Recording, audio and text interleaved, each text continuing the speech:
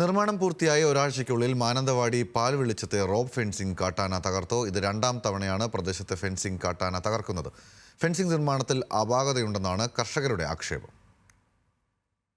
പാൽവെളിച്ചം മുതൽ കൂടൽക്കടവ് വരെ വനാതിർത്തിയോട് ചേർന്ന പ്രദേശത്ത് ഒരാഴ്ച മുൻപാണ് റോപ്പ് ഫെൻസിംഗ് പൂർത്തിയാക്കിയത്. 3.5 കോടി രൂപ മുടക്കി പൂർത്തിയാക്കിയ റോപ്പ് ഫെൻസിംഗിന്റെ 12 മീറ്ററോളമാണ് ഒരൊറ്റ രാത്രി കൊണ്ട് ആന തകർത്തത്. തുടർന്ന് കൃഷിയും നശിപ്പിച്ചു.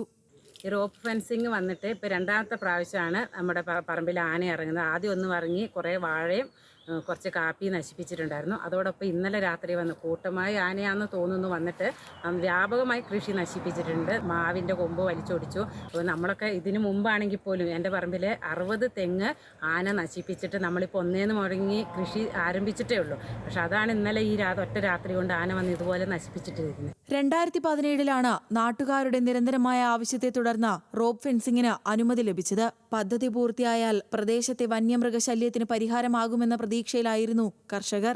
എന്നാൽ നിർമ്മാണം നടന്നുകൊണ്ടിരിക്കുമ്പോൾ തന്നെ ഫെൻസിംഗിന്റെ 2 തൂണുകൾ ആന തകർത്തിരുന്നു. ഒരാഴ്ച മുൻപ് ഫെൻസിംഗ് കാട്ടാന തകർത്തപ്പോൾ അറ്റകുറ്റപ്പണി നടത്തി. എന്നാൽ ഇതേ ഭാഗം കഴിഞ്ഞ രാത്രിയിൽ ആന വീണ്ടും തകർക്കുകയായിരുന്നു. ഇതോടെ പാൽവെളിച്ചം മുതൽ കൂടൽക്കടവ് വരെയുള്ള 200-ലേറെ കർഷകരാണ് പ്രതിസന്ധിയിലായിരിക്കുന്നത്. കഴിഞ്ഞ ആഴ്ചയിലും ഈ ആഴ്ചകളിലും ആന സുഗമമായിട്ട് അത് തകർത്ത് അകത്ത് തീർന്നു. അപ്പോൾ ഇത് പരീക്ഷിച്ച് വിജയിക്കാത്ത ഒരു പദ്ധതിയാണ് ഇതിൽ അവതരിപ്പിച്ചത്. അപ്പോൾ ഈ പദ്ധതി ഇവിടെ ഇംപ്ലിമെൻ്റ് ചെയ്ത് ആവിഷ്കരിച്ച ഉദ്യോഗസ്ഥർക്ക് നടപടി എടുക്കുകയും ചെയ്യണം.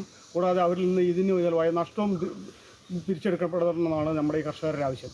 ഫെൻസിംഗിലെ അപാകത പരിഹരിക്കണമെന്നും ഇല്ലെങ്കിൽ ശക്തമായ പ്രതിഷേധ പരിപാടികൾ സംഘടിപ്പിക്കാനുമാണ് നാട്ടുകാരുടെ തീരുമാനം. ന്യൂസ് മലയാളം, വയനാട്.